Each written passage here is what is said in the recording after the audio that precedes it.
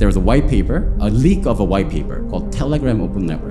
You went to the NGO in Kashmir, and after that, you transitioned from NGO to crypto. Bitcoin and blockchain is really a technology of the freedom. It is a revolution of non-profit into non-profit 2.0. I would say that I was quite lucky to be able to identify. I understand, a lot of young generation actually they are desperate. So, what would be your advice to the young generation who wanna change their life?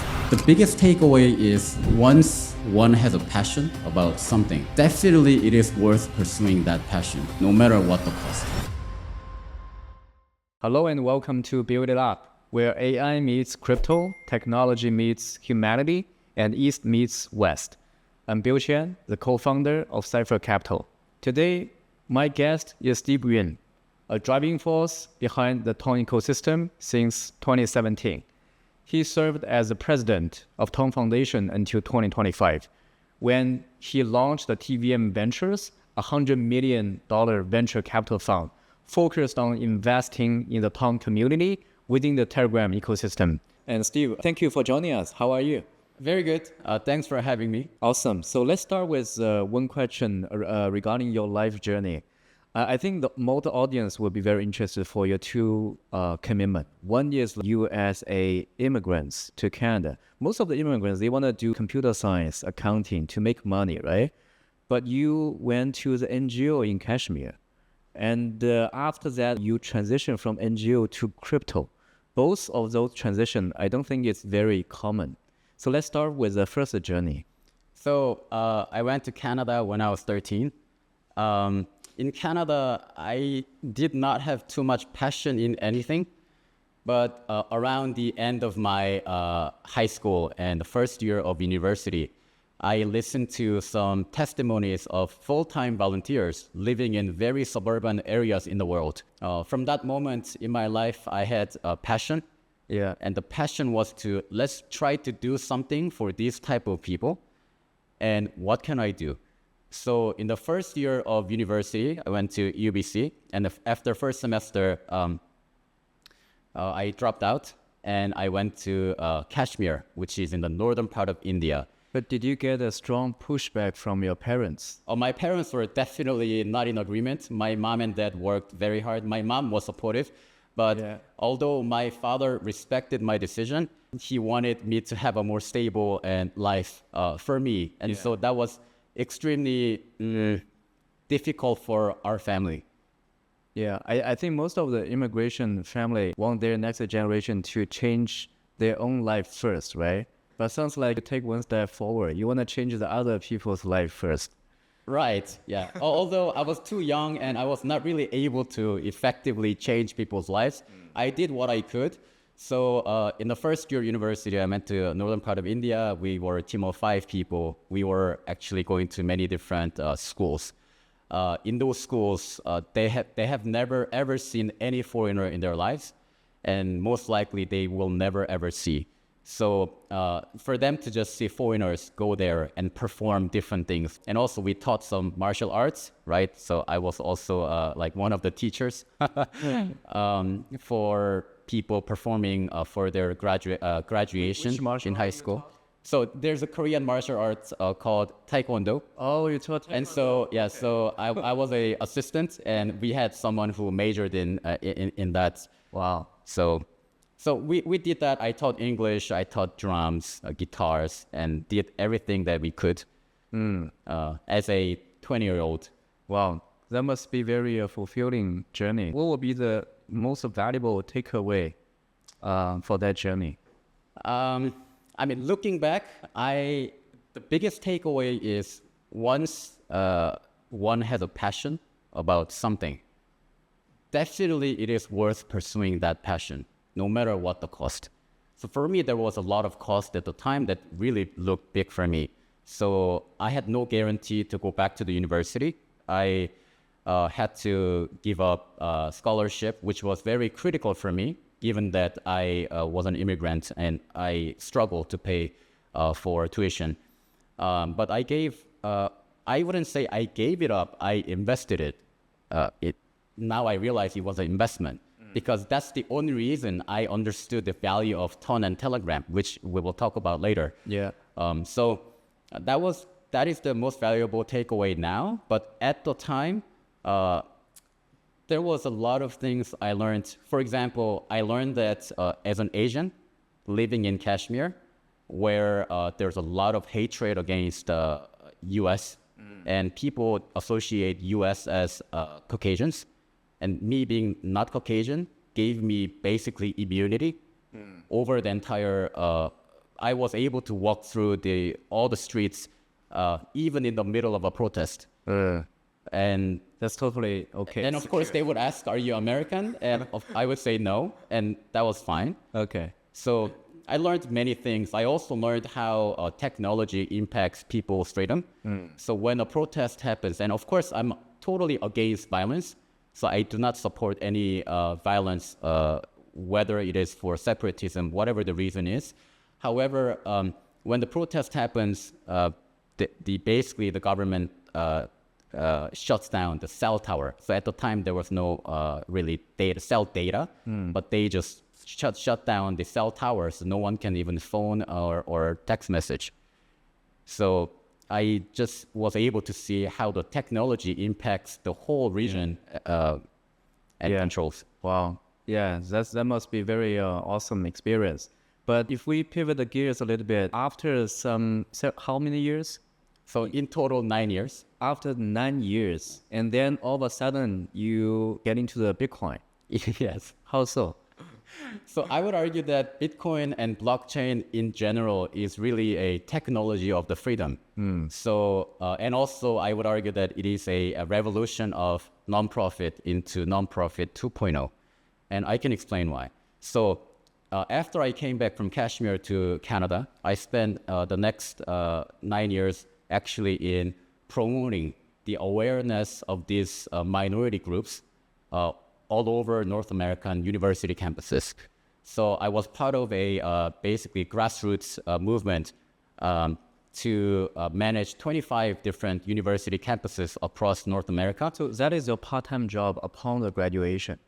Actually, it was during my university time. During after you came back from Kashmir. Yes. Oh, okay. So I basically planted 3 different volunteer schools in 3 colleges and universities in Canada, myself, but also was contributing basically every semester. I'm going on a speaking journey, so speaking to university students. So my point was there are these minorities in the world who have such, painful history and in many cases very oppressed. And you, as a privileged people like myself, we should do something about that. And we ended up sending about 30 university students for 1 year to many different regions in the world. So when I read the book about blockchain, That was when? in 2017. 2017. 2017 summer, this is when the ICO boom was happening. But who recommends this book to you? So during this time, I was totally self-funded. So we had a very interesting policy not to talk about how much we need. And instead, the idea was if we are very serious about what we do, people should be inspired enough to give us the donation. So this is how I lived for 9 years. And basically, towards the end, I was basically translating part-time. And I posted a message to, translate, I think it was $20 an hour to Korean to English and English to Korean. And one day I received an email from one investor in Korea that he's visiting Canada and he needs a translator. And that was the moment I understood about ICO and so on. But the point is, through that experience, I learned about the power of blockchain. So I remember I was sitting on a bus and falling asleep because it was quite technical. The book is about Bitcoin called Mastering Bitcoin by Andreas Antonopoulos. So I read it and came up with 2 basically takeaways. So I remember it really inspired me so much that I still remember that really feeling, some jolt of electricity over my body, which is about enabling people, especially minorities, to transact peer-to-peer online without fully revealing their identity and without intermediaries. So in my life, in the past, at that point, for the 9 years, I was basically promoting the awareness of all of these people. Yeah. But So is that phrase is from that book or from the white paper of Bitcoin? no, it's just what I realized. Oh, yes, your reading it's that your book, take. it's what I realized. Okay. And second is for the minority groups or group of people to make a decision online in a way they can trust each other, but in a pseudonymous manner. So they don't have to disclose their identity fully and decide online. So these two things really help me understand the potential of blockchain, that this is a technology of freedom that can empower the minorities that I've been yelling and talking about for the past 9 years. So that's when I decided, okay, so crypto is really, it can really change the society and empower the people. So, and I was like, okay, who can realize the potential of blockchain? So this is 2017 summer. And then by the end of I read more than 100 white papers. Wow. And basically, I was sitting in McDonald's at the end of 2017. And then I remember it was, there was a white paper, a leak of a white paper called Telegram Open Network. So the moment I saw that, it made total sense because we were going to many different, very sensitive regions in the world. We needed a very secure messaging as an organization. And so we were one of the first people to really migrate to Telegram when Telegram launched in 2013 or so. So that is when you already become a Bitcoin holder. And then after you read a lot of white paper, you found that there's a more interesting project which is associated to Telegram? No. At the time, I'm just looking for some teams who can realize the potential of blockchain. Okay. Then the Telegram white paper was leaked, and I'm like, this makes total sense because they stand for freedom of expression. And this is a time when not a lot of people use Telegram outside of CIS. They had about 170 million users. In North America and in Korea, not many people were using it. And so I would say that I was quite lucky to be able to identify that Telegram really is the leader that can bring blockchain to mass adoption. After you realize that, Telegram is launch a blockchain, it's gonna really change the human civilization, and then, basically they really you figure out all the way how to reach out to them. I think you even bring your father to meet with the founder of Telegram, Pavel. Is that the case? Yeah, so imagine I lived with, I don't know, $200 a month, right? So so back then you were back still then, yes. financially struggle. Yeah, so in Canada, you could imagine that it is very difficult to live with that type of, with that budget. But I also didn't have any social capital who can potentially connect me to any investor. But basically, for about 3 months, I really stayed up all night in Canada, not even shaving, almost like a homeless person, just trying to find how to get to Telegram. And I was able to get them through many different cold emails. And basically, one of the companies that responded linked me to Telegram at the time. So as a result, I met Telegram, and my proposition was quite simple. It's okay, so Telegram allegedly has 1.7 billion of dollars committed, and I assumed that there's not much capital from Asia. So my pitch was from strategic investors from Asia. I will raise $50 million. Okay. But imagine that I had zero social capital. I somehow got in touch with Telegram, but I don't have, I had $3,000 in my bank account. Wow. So, and that's because of some money I earned during the 6 months, right? So, would Telegram believe that I can invest $50 million So this is why, So that's your first meetup with Pavel? yes. So I only met Pavel a few times. Okay. And it's been ever since since 2018, I have not met him. But to that meeting, I invited my father to join, Yeah. as well as the investor that I mentioned before. And because the investor and I are both quite young in 20s. So at the time, I was 26 or 7. So decided to bring my father, who's in 50s. Yeah. So he was sitting here, and Pavel was there. But I think in the end, you kind of over-deliver, right? I delivered quite well. The market helped a lot. We worked really hard.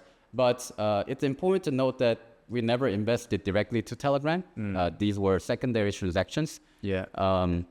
And, you know, the market took us, and a lot of hard work brought a lot of investors from Korea, also Japan, to really join this movement together. Yeah. Okay, so you just mentioned you raised more than expected fund for Pavel for the first project of the Telegram, right? But I heard that in the end, that project closed and refund, but then gradually community launched another project. That one is a con, right? Yes. So what's the story in between? So Telegram refunded 72% of the principal back to the investors when they lost the lawsuit that was brought by the SEC. So the community was faced with an impossible challenge. So we wanted blockchain to achieve mass adoption, but we're not able to launch a new blockchain because our assumption was that Telegram tried it. If we tried it again, most likely we'll be stopped. So how can we make a blockchain mass adopted while we don't have a blockchain? And basically the idea was to recycle the test network of Ton. So when Telegram launched the test network in 2019, it is a test network which is meant to be wiped out after all, but it was already being maintained and tested by independent validators. So Telegram was not able to really shut it down even if they wanted to because of the nature of blockchain. Yes. So the community was maintaining and upgrading those validators, validator network already. And Telegram basically gave up the entire ownership of the test network because they couldn't shut it down. The next thing they could have done is to just give up the ownership of it. Okay. And so since then, the community took over the development, and also many people started mining the network. And basically what happened was that it was named testnet 2, but after about 1 or more years after the Telegram totally left the project, the community decided to rename it into the mainnet. Okay. Yes. The new name is Ton. Yes. What does Ton stand for? So originally it stood for Telegram Open Network, Okay. but from that moment on, it stood for the Open Network. Yeah, I think that expresses the vision very well, right? Yeah. Let's talk about the Telegram and Ton. I think along the way, gradually, you build up your credibility in the community, and you became the first president of the Ton Foundation, right? And that's phenomenal. How does that happen? Is it because you raise the capital for the first beginning? I guess along the way, you build up your credibility in the whole community, right? Yes. So I would say that, I was always an independent contributor. So I've never hired by Telegram, never hired by Ton. You're from the community, actually. Right. So I was like a community member. Yeah. So A vocal contributor. Nobody replied to me, right? No, I didn't have any social capital. And I think I was a good example of someone who is from the community, who can, speak for the community.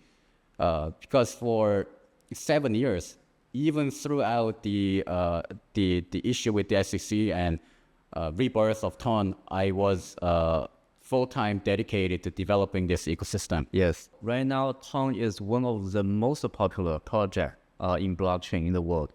How big is the market cap right now?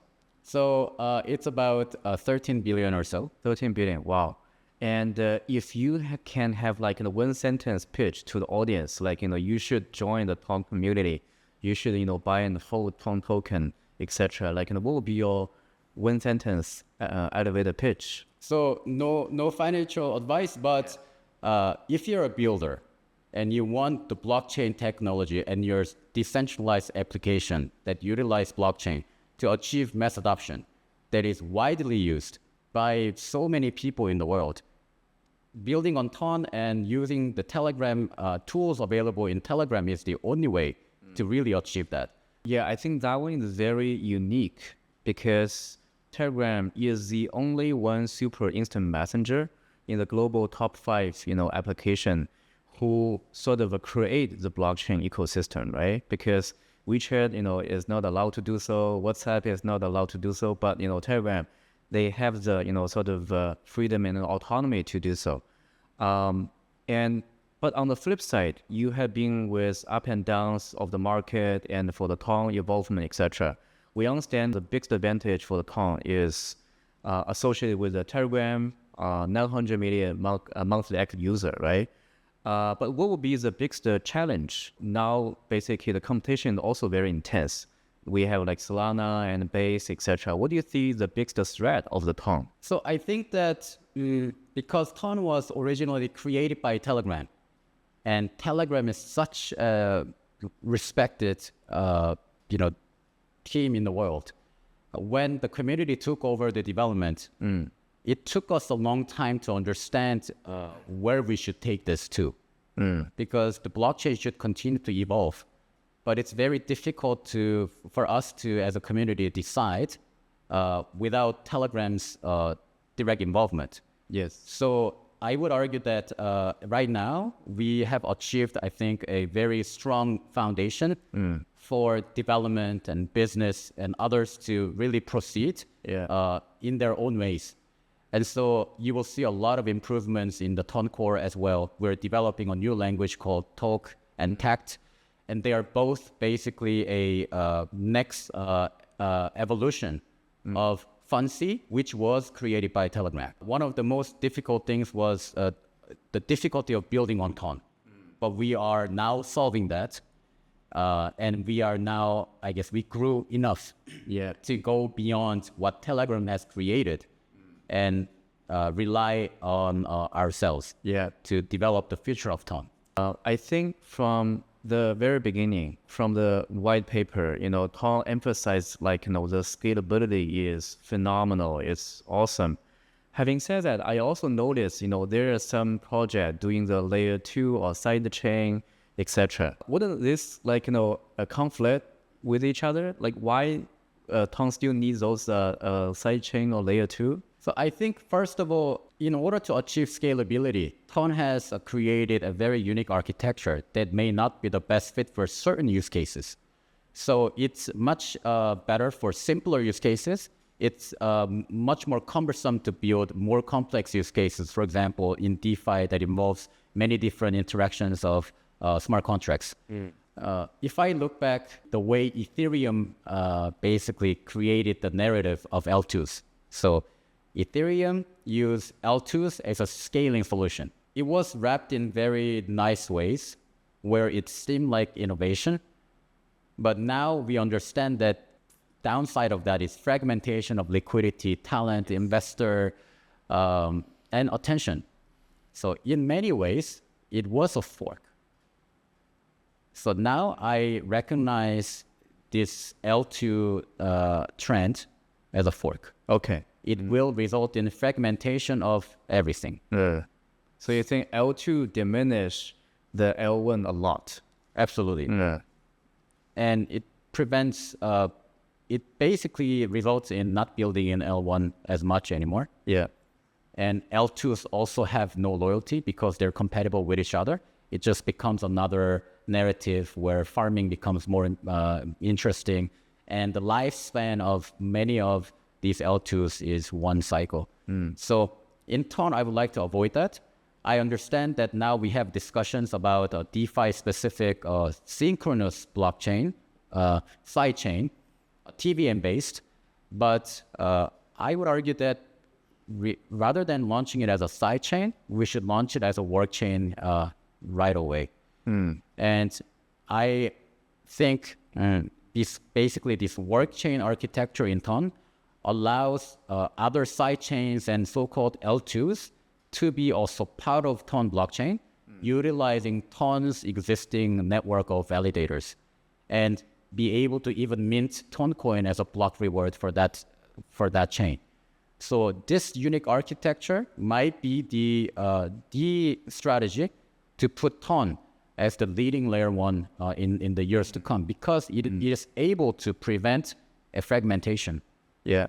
So in that case, the Ton will still be the universal currency Absolutely. within the whole ecosystem. Yes, and Ton virtual machine also becomes the main virtual machine of this network. My next question would be, how do you envision Ton in next 5 years? So I believe that Ton is a global financial network. It will disrupt both Tron for the USDT and other stablecoin market, but also PayPal and other traditional financial networks. Okay. So that would be the key sort of North Star indicator for you. Absolutely, and one of the most unique things about Ton is its access to Telegram mini app ecosystem, as I mentioned before. Yeah. And basically, we have about 1,000 mini apps in Ton-based mini apps in Telegram at the moment. But imagine we grow it to 1 million. So we are able to provide really goods and services that can be purchased for in Ton-based payments. And this is not anywhere in the world, because no other messenger or no other platforms has a media ecosystem that can provide access to blockchains like Ton. If that will be your North Star indicator, definitely I think associated with the Telegram will give you a phenomenal advantage to compete with other standalone blockchain like Solana, etc. Absolutely. Yeah. And also congratulations on the new launch of the TVM Venture, 100 million fund. I know this is your next big chapter. Can you introduce more background for this? So based on the thesis that I just shared, there's a lot. So imagine that 60 billion and 100 billion stable dollars worth of stablecoin will come into Ton blockchain.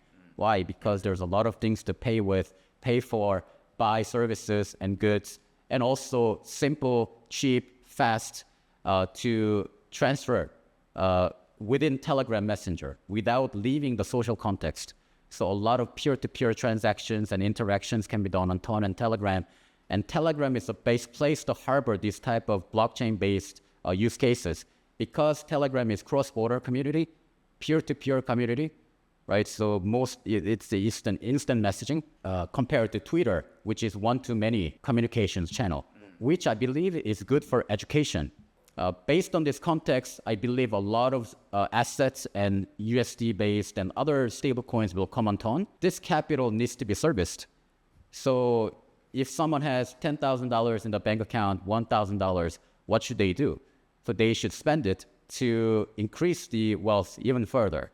And that is the DeFi. So I am preparing for the future that Ton will have 100 billion USD dollars worth of assets and stable coins. And at that moment, they will need to create yield. And this is why I am very much focused on Ton blockchain and DeFi and PayFi. And why the name is TVM? So TVM is unique because it's Ton virtual machine, but also time, money, and value. I love all blockchains, and I would like all blockchains to really prosper. But I'm only one person, and I can only focus on so many things. So I concluded that my time spent in Ton will be my best contribution to bring adoption to blockchain. And that conviction has not changed. So I focus all my efforts in Ton blockchain rather than other chains. There's other reasons. Ton blockchain was created to serve mass audience. Most blockchains and some blockchains in the world, for example, prioritize some other things like security over scalability. But in Telegram, if you imagine 1 billion users coming on chain, we need a completely different type of blockchain. And Ton is exactly that. It is almost infinitely able to scale So even if we have 500 million, 1 billion users on chain, we are able to service that. So it's important to note that even theoretically, some other blockchains are not able to do that, even theoretically. So for these reasons, I think Ton is the best blockchain that can service actual mass adoption. And Telegram is the right platform to proceed with it. And Ton has exclusivity over many tools and platforms in Telegram. So I bet 100% in this ecosystem. So that's why I wanted to focus on TVM. If that's the case, to achieve the long-term vision of the Ton and Telegram and for the massive adoption, what kind of founders you're looking for? What kind of founder personality would fall into your appetite? There has to be a disruption at the technical level. So I'm looking for founders who can say there are so many DEXs in Ton. However, if you build it this way, you can make it faster, cheaper, more secure. So there has to be, in Ton, it's interesting because we are still learning about this technology. And so there's a lot of room for disruption. So I'm really looking for disruptive founders. Second, they need to have the courage. Yes, so they have, any industry, there is existing players. And if they're new, they need to have the courage to disrupt this market. Awesome. Let's pivot the gears a little bit, talk about the life, wealth, and the wellness. You have a very unique career, from you start with nothing and then you build up your fortune, build up your career, etc. What is the most difficult moment in past 15 years or 20 years, since you moved to Canada? Not having access to money brought a lot of difficulties. For example, financially struggled. I just couldn't pay for tuition in high school and university. That was I would argue, quite challenging. Other than that, one of the challenges as a president of the foundation was juggling the cultural aspect of the organization. So obviously, Ton has a lot of Eastern European, very talented people building and contributing in the foundation. At the same time, my vision is that Ton should become much more international. So when one has a homogeneous culture, whether it's Eastern European or even Asian, and you need to bring them into to look at one vision and to focus on that vision rather than the difference of style, the leadership, and ways of communication. That I think was quite challenging, but it was an amazing experience.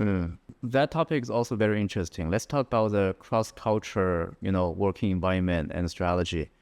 When you do NGO, you are in a very cross-cultural, diversified environment. In Ton, it's also very diversified. I think you did a phenomenal job, but also you share sometimes you're also struggling, right? Yes. So what is your experience to, sort of evolve along the way? So, I overlooked this one thing, which is, so I grew up in Canada, which is very multicultural in general. Yes. I had really full confidence that a multicultural team is really the way to go. But I realized later on that North American culture in general is able to observe multiculturalism, but a homogeneous culture, let's imagine 95% of the organization is, let's say, some Eastern Asian, for example, not even Eastern European. This, I needed to respect the homogeneous culture a lot more than trying to force it to become international on day one. So I think I over-relied on my own confidence and my experience. So the organization takes a much longer time to evolve to that direction. Another question would be the advice to the young generation or the opportunity to the young generation. I think, after the Second World War, in most of the country, different young generations, they have their own opportunity. From manufacturing in Asia, internet opportunity, and even for you personally, for us, we take the leverage of the early booming of the Bitcoin, etc. But, what's the opportunity for the next chapter? I understand, a lot of young generation, actually, they are desperate. And they feel the society is very hierarchical. the only thing they can do is, scroll the TikTok and invest in the meme. So what would be your advice to the young generation who want to change their life, want to be financial independence, want to be a founder? So first advice I have is to really follow your passion. So if I never really reacted to the passion and inspiration I got from the volunteers overseas when I was 20, I would not have been able to understand the value of Telegram. And it was like dots being connected where when I came into crypto, I understood Telegram, and because of my experience many years ago. And that led me to understand the opportunity of what this ton will bring to the world. So following your passion is an investment into your life to be able to recognize more and more opportunities and to be ready to take that opportunity. So that's the first advice. Second is, of course, I'm biased, but I really believe the next biggest opportunity is in Ton and Telegram ecosystem. So many different applications are getting 70 million users, at some point even 250 million users, monthly active users. So the only thing we need to do is to provide more and more services that may satisfy that particular one user in Telegram. So Telegram has 1 billion users. Many people think this way where, we will launch simple casual mini game first. Okay, we have 500 million people playing that game. And then let's introduce DeFi, which will convert that 500 million users and let's say 5% of them into DeFi. But in fact, I've spoken with many people involved in WeChat and Kakao ecosystem growth. It is that this 1 billion users all have different taste. Maybe 10% of them like to play casual games. 5% like to play more complex games. Maybe 2% of them like to use much more financial products. So I think if you can create more and more applications that support the lives people spend on Telegram ecosystem, you could be the next unicorn. My last question would be, what is your view on AI? Do you think AI is going to be bigger than blockchain industry as a whole, or it's going to be like, sort of two sides of the coin? I think one of the most important, interesting implication of AI in blockchain is basically AI agents that are helping with trading. So, okay, if in Twitter, if on X, if the number of mentions of certain thing goes up to 1 million impressions a week, maybe place a trade on that pair of token. If someone publishes a message about a certain regulation, maybe purchase or sell certain token. I think that Telegram mini apps are trying to incorporate AI in many different ways, but it will really lower the barrier to a bit more complex trading strategies. Trading strategy. Yes. Okay, so you think like AI will enable a lot of trading use case in the Telegram and the Tom? Yes. Cool. Yeah, I think that's all for today. And well, thank you, Steve, for your time. Really appreciate it. Thank you. Well, that's all for today on Build It Up. We will be back next week with another inspiring guest. So don't forget to like, subscribe, and leave your thoughts in the comments. Until next time, this is Bill Chen. Goodbye and take care.